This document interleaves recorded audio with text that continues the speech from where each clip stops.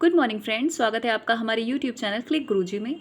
आज इस वीडियो में हम पॉलिटी के नए टॉपिक को लेकर आए हैं, जो हमारा बिहार शिक्षक भर्ती के लिए जो हमारा सेशन चल रहा है पॉलिटी का, उसी को लेकर आए हैं हम। आज ही हमारी क्लास 6th क्लास है, तो उसी को डिस्कस करेंगे हम। एक बहुत नए टॉपिक और इम्पॉर्टेंट टॉपिक को के साथ वीडियो को स्टार्ट करते हैं। संघीय कार्यपालिका और राष्ट्रपति एवं उपराष्ट्रपति को डिस्कस करेंगे, लेकिन उससे पहले अगर आपने हमारे चैनल को सब्सक्राइब नहीं करा है तो प्लीज़ हमारे चैनल को सब्सक्राइब कर लीजिए, जो इसी तरह से महत्वपूर्ण वीडियो आपको मिलती रहें। और अगर वीडियो आपको हमारी अच्छी लगे तो प्लीज़, या आपके लिए हमारी यूज़फुल वीडियो रहे तो प्लीज़ हमारे वीडियो को लाइक और शेयर करना मत भूलिएगा। तो चलिए स्टार्ट करते हैं। संघीय कार्यपालिका, राष्ट्रपति एवं उपराष्ट्रपति को डिस्कस करते हैं। भारत संघ की कार्यपालिका शक्ति राष्ट्रपति में अनुच्छेद 53 में निहित है। भारत संघ की कार्यपालिका शक्ति राष्ट्रपति में अनुच्छेद 53 में निहित है। याद रखिएगा, अनुच्छेद 53 में कहा गया है कि भारत संघ की जो कार्यपालिका शक्ति है वो राष्ट्रपति में निहित है। ठीक, चलिए नेक्स्ट पॉइंट पे चलते हैं। क्वेश्चन बन जाएगा, यहाँ से बनता ही है डायरेक्ट कि कार्यपालिका शक्ति किस में निहित है, तो भाई राष्ट्रपति में निहित है। कौन से अनुच्छेद में कहा गया है, तो 53 में कहा गया है। भारत में संसदीय व्यवस्था को अपनाया गया है, अतः राष्ट्रपति नाम मात्र की कार्यपालिका है तथा प्रधानमंत्री तथा उसका मंत्रिमंडल वास्तविक कार्यपालिका है। भारत में देखा जाए तो जो सब बड़ा पद है तो वो राष्ट्रपति का देखा जाता है। भारत का प्रथम नागरिक भी राष्ट्रपति को कहा जाता है, लेकिन जो राष्ट्रपति हैं वो सिर्फ नाम मात्र की कार्यपालिका की शक्ति उनमें निहित है। जो वास्तविक कार्यपालिका की शक्ति जिसमें निहित है वो है प्रधानमंत्री और उनका मंत्रिमंडल। ठीक, तो इस लाइन को आप याद रखिएगा कि भारत में संसदीय व्यवस्था को अपनाया गया है, अतः राष्ट्रपति नाम मात्र की कार्यपालिका है तथा प्रधानमंत्री तथा उसका मंत्रिमंडल वास्तविक कार्यपालिका है। चलिए नेक्स्ट पॉइंट पे चलते हैं। क्वेश्चन यहाँ से बनेगा कि बताइए नाम मात्र की कार्यपालिका शक्ति किस में निहित है, तो भाई राष्ट्रपति में। और वास्तविक कार्यपालिका शक्ति किस में है, तो प्रधानमंत्री लगा के आइएगा आप। नेक्स्ट पॉइंट है, राष्ट्रपति देश का संवैधानिक प्रधान होता है। राष्ट्रपति को देश का संवैधानिक प्रधान कहा जाता है। राष्ट्रपति भारत का प्रथम नागरिक होता है, जो कि मैंने अभी आपको बताया। राष्ट्रपति का निर्वाचन, अब ये क्वेश्चन सबसे ज़्यादा बार आएगा। कोई भी प्रीवियस ईयर का पेपर आप उठा के देख लीजिए जिसमें जीके जीएस आती हो, उसमें ये क्वेश्चन आपको ज़रूर मिलेगा कि बताइए कि भाई राष्ट्रपति का जो चुनाव होता है वो किस तरह से होता है। तो राष्ट्रपति का जो निर्वाचन होता है, राष्ट्रपति का निर्वाचन समानुपातिक प्रतिनिधित्व प्रणाली और एकल संक्रमणीय मत पद्धति के द्वारा होता है। ये पूरी लाइन आपको ऑप्शन में मिलेगी। राष्ट्रपति का निर्वाचन समानुपातिक प्रतिनिधित्व प्रणाली और एकल संक्रमणीय मत पद्धति के द्वारा होता है। सबसे ज़्यादा जो राष्ट्रपति का क्वेश्चन बनता है तो वो यही क्वेश्चन बनता है, तो इसको याद रखिएगा ध्यान से। चलिए आगे बढ़ते हैं। राष्ट्रपति पद की योग्यता, अब ये तो आपने देख लिया कि उनका चुनाव किस तरह होता है, उनका निर्वाचन किस तरह होता है, और जो वास्तविक कार्यपालिका शक्ति है वो किस में निहित है। और ठीक है, तो अब देखिए आगे बढ़ते हैं कि राष्ट्रपति पद की योग्यता क्या होती है। एक व्यक्ति जो राष्ट्रपति बन रहा है भारत के अंदर, उसमें क्या क्या योग्यता होंगी या होनी चाहिए। तो संविधान के अनुच्छेद 58 के अनुसार कोई व्यक्ति राष्ट्रपति होने के योग्य तब होगा जब वह भारत का नागरिक हो। ठीक है, तो पहला तो यही है कि भारत का नागरिक होना चाहिए वो। फिर 35 वर्ष की आयु पूरी कर चुका हो।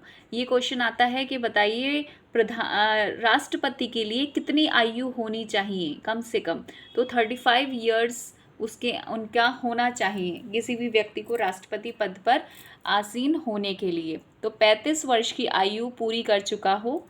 फिर थर्ड है आपका लोकसभा का सदस्य निर्वाचित किए जाने योग्य हो।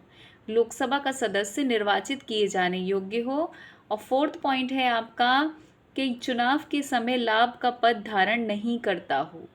बहुत सारे ऐसे होते हैं तो जो चुनाव के समय लाभ का पद धारण नहीं करता हो। तो ये 4 योग्यता होनी चाहिए एक व्यक्ति को, एक भारत के नागरिक को राष्ट्रपति बनने के लिए। एक बार फिर डिस्कस करते हैं कि राष्ट्रपति पद की योग्यता के लिए क्या क्या चाहिए। तो संविधान के अनुच्छेद 58, संविधान अनुच्छेद याद रखिएगा कि राष्ट्रपति पद की योग्यता का अनुच्छेद क्या है, तो भाई 58 है। 58 के अनुसार कोई व्यक्ति राष्ट्रपति होने योग्य तब होगा जब वह भारत का नागरिक हो, 35 वर्ष की आयु पूरी कर चुका हो, लोकसभा का सदस्य निर्वाचित किए जाने योग्य हो, और फोर्थ पॉइंट है चुनाव के समय लाभ का पद धारण नहीं करता हो। ठीक, तो समझ आया। चलिए आगे बढ़ते हैं। फिर है राष्ट्रपति के निर्वाचन के लिए निर्वाचक मंडल। अब राष्ट्रपति के निर्वाचन तो आपने देख लिया कि किस तरह से होता है। अब निर्वाचन के लिए निर्वाचक मंडल क्या क्या होंगे, तो इसमें राज्यसभा, लोकसभा और राज्यों की विधानसभाओं के निर्वाचित सदस्य होते हैं। कौन कौन रहता है जब इनका निर्वाचन होता है, तो इसमें राज्यसभा, लोकसभा और राज्यों के विधानसभा के निर्वाचित सदस्य रहते हैं। नवीनतम व्यवस्था के अनुसार पौंडीचेरी विधानसभा तथा दिल्ली की विधानसभा के निर्वाचित सदस्य को भी सम्मिलित किया गया है। ठीक है, तो इसे ध्यान रखिएगा, पूछ लिया जाएगा कि नवीनतम व्यवस्था के अनुसार किस विधानसभा को सम्मिलित किया गया है, तो भाई पौंडीचेरी विधानसभा और दिल्ली की विधानसभा को निर्वाचित सदस्य को सम्मिलित किया गया है। तो बच्चों बहुत इंपॉर्टेंट है, एक एक पॉइंट डायरेक्ट क्वेश्चंस बनते हैं इससे। किसी भी प्रीवियस ईयर को आप उठाकर देख लीजिए, चाहे वो आपका कोई भी शिक्षक भर्ती हो या कोई भी कंपटीशन एग्ज़ाम हो, उसमें पॉलिटी का जो सेशन है, सब्जेक्ट है, वो आपको पूछा जाता है। ठीक है, तो इसको ध्यान रखिए। एक बार फिर बताते हैं कि राष्ट्रपति के निर्वाचन के लिए निर्वाचक मंडल, तो इसमें राज्यसभा, लोकसभा और राज्य की विधानसभाओं के निर्वाचित सदस्य रहते हैं। नवीनतम व्यवस्था के अनुसार पौंडीचेरी विधानसभा और दिल्ली की विधानसभा निर्वाचित सदस्य को भी शामिल किया गया है। ठीक है, चलिए नेक्स्ट पॉइंट पे चलते हैं। अब राष्ट्रपति पर महाभियोग। राष्ट्रपति पर महाभियोग बहुत इंपॉर्टेंट है ये भी। राष्ट्रपति पर महाभियोग, तो अनुच्छेद 61, सबसे पहले इसका अनुच्छेद याद रख लीजिए। याद क्या, बिल्कुल अपने माइंड में सेट कर लीजिए। तो अनुच्छेद 61 के अनुसार राष्ट्रपति द्वारा संविधान का अतिक्रमण किए जाने पर उसके विरुद्ध महाभियोग चलाया जा सकता है। अगर राष्ट्रपति अपना पद सही से नहीं संभाल पा रहे हैं या अपने पद का दुरुपयोग कर रहे हैं, तो उनके विरुद्ध महाभियोग चलाया जा सकता है। राष्ट्रपति के विरुद्ध महाभियोग संसद द्वारा चलाए जाने वाली एक अर्ध न्यायिक प्रक्रिया है। जब इनके राष्ट्रपति के विरुद्ध जब महाभियोग लगाया जाएगा, तो वो कौन लगाती है, तो वो संसद लगाती है। ठीक है, तो इसको याद रखिएगा। सबसे पहले अनुच्छेद को याद रखिएगा कि राष्ट्रपति पर महाभियोग कौन से अनुच्छेद के द्वारा लगता है, तो 61 के द्वारा लगता है। क्यों लगता है, जब राष्ट्रपति अपने पद पर अपने जो शक्ति है उसका दुरुपयोग कर रहे हैं या सही से अपनी पद को नहीं संभाल पा रहे हैं, तो इन पर महाभियोग लगाया जा सकता है। महाभियोग कौन लगाता है, तो संसद लगाती है। ठीक है, चलिए आगे बढ़ते हैं। राष्ट्रपति पर महाभियोग तो आपको समझ में आ गया कि 61 के द्वारा लगता है। कौन लगाता है ये भी पता चल गया, संसद लगाती है। क्यों लगाती है ये भी पता चल गया। अब देखिए राष्ट्रपति पर महाभियोग लगाने की प्रक्रिया होती कैसी है, प्रक्रिया क्या होती है, एक प्रोसीजर क्या होता है इनका। तो महाभियोग का प्रस्ताव संसद के किसी भी सदन में प्रस्तुत किया जा सकता है। महाभियोग का प्रस्ताव संसद के किसी भी सदन में प्रस्तुत किया जा सकता है।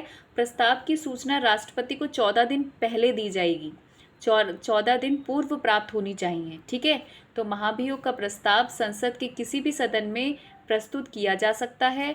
प्रस्ताव की सूचना राष्ट्रपति को 14 दिन पूर्व प्राप्त होनी चाहिए। प्रस्ताव की सूचना पर उस सदन के कम से कम 1/4 सदस्य के हस्ताक्षर होने चाहिए। ठीक है, तो प्रस्ताव की सूचना पर उस सदन के कम से कम 1/4 सदस्य के हस्ताक्षर होना चाहिए। किसी भी सदन में ये अगर प्रस्तुत हो रहा है तो उसके 1/4 सदस्य के हस्ताक्षर होने चाहिए। ठीक है, तो और देखिए आगे इनके प्रस्ताव में, तो समस्त सदस्यों के कम से कम 2/3 बहुमत से पारित हो जाता है, तो वह आगे की जांच के लिए दूसरे सदन में भेज दिया जाता है। मतलब अगर समस्त सदस्य, कोई भी सदन है, चाहे वो उच्च सदन है चाहे वो निम्न सदन है, किसी भी सदन में अगर वो पारित हो रहा है, प्रस्तुत किया गया है, तो उस सदन के समस्त सदस्यों के कम से कम 2/3 बहुमत से पारित हो जाए वो। ठीक है, 2/3 बहुमत से पारित हो जाए, और जब वो पारित हो गया तो उसको आगे की जांच के लिए दूसरे सदन में भेजा जाता है। मतलब कहने का मतलब ये है कि दोनों सदन ही इंपॉर्टेंट है। जब एक सदन से आपको अनुमति मिल जाएगी, उन्होंने सैंक्शन कर दिया, तो वो आगे के सदन के लिए जो प्रोसीजर है कंप्लीट होने के लिए वो आगे भेज दिया जाएगा। ठीक है, तो चलिए आगे बढ़ते हैं। राष्ट्रपति को दूसरे सदन में स्वयं अथवा अपने किसी प्रतिनिधि के माध्यम से स्पष्टीकरण देने का अधिकार है। देखिए, कोई भी होता है, आप देख लीजिए, कोई भी किसी के ऊपर अगर कोई इल्ज़ाम लग रहा है या कुछ भी लग रहा है, तो एक जो अपराधी भी होता है तो उसको अपनी सफाई में कुछ कहने का अधिकार होता है ना। तो इसी तरीके से वो तो देश के राष्ट्रपति हैं, तो राष्ट्रपति को भी अपनी सफाई में या तो खुद या फिर किसी के माध्यम से, अपने प्रतिनिधि के माध्यम से स्पष्टीकरण देने का अधिकार होता है। तो राष्ट्रपति को दूसरे सदन में स्वयं अथवा अपने किसी प्रतिनिधि के माध्यम से स्पष्टीकरण देने का अधिकार है। नेक्स्ट पॉइंट देखिए, यदि द्वितीय सदन भी प्रथम सदन की भांति महाभियोग के प्रस्ताव को समस्त सदस्यों के कम से कम 2/3 बहुमत से स्वीकार कर लेता है, तो उसी दिन से राष्ट्रपति पद रिक्त समझा जाता है। मतलब अगर एक सदन ने तो पारित कर दिया, अब वो एक सदन ने पारित करने के बाद जब वो दूसरे सदन के तरफ जाता है, और अगर वहाँ से भी उन्हें अनुमति मिल गई, वहाँ से भी सैंक्शन हो गया, वहाँ से भी 2/3 बहुमत ने स्वीकार कर लिया सदस्यों ने, तो उसी दिन से राष्ट्रपति का पद रिक्त समझा जाता है। ठीक है, तो इम्पॉर्टेंट है ये।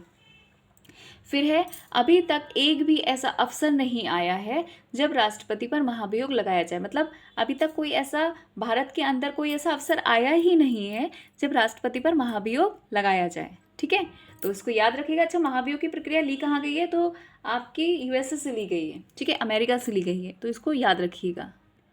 तो ठीक है फ्रेंड्स, समझ में आया?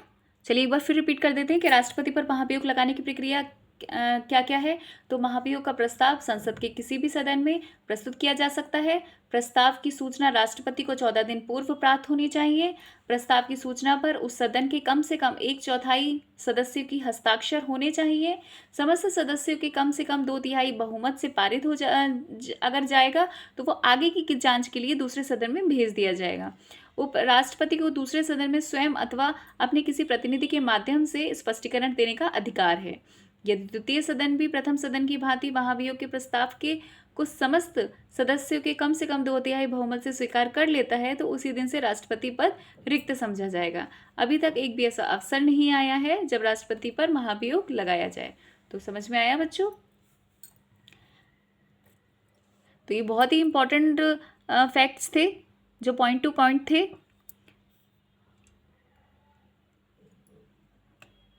आशा करते हैं अगर आपको समझ में भी आया होगा, और आप जो ये वीडियो के माध्यम से हम बता रहे हैं, तो आप अपने नोट्स भी बनाते चलिए, आपके लिए यूज़फुल रहेगा। नेक्स्ट वीडियो में नेक्स्ट टॉपिक को लेकर आएंगे।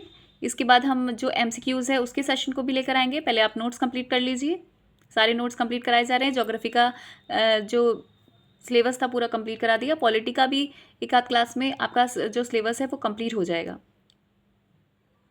तो इसी तरह से लगे रहिए बच्चों। All the very best. तब तक के लिए थैंक यू, धन्यवाद। जय हिंद, जय भारत।